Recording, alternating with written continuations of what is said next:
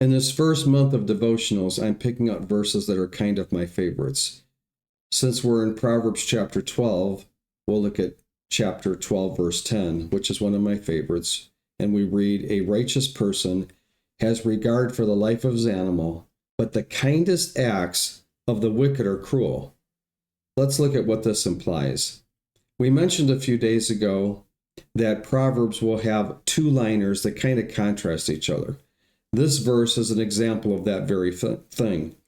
The first line says that when a person has a mean heart, there are times it can be seen in the way they treat an animal. In other words, we need to be careful that we don't like to see things suffer and that we are just generally kind.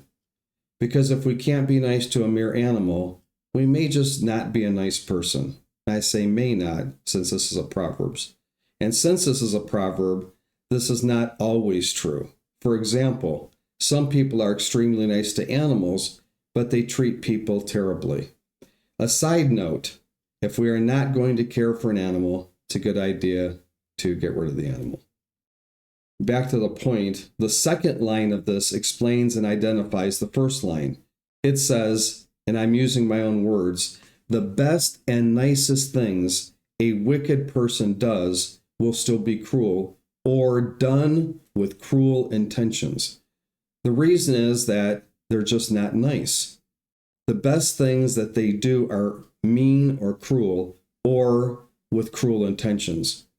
When we are mean-hearted, we do mean things. So what this proverb is telling us to do, have a general kindness, and especially don't be mean-hearted.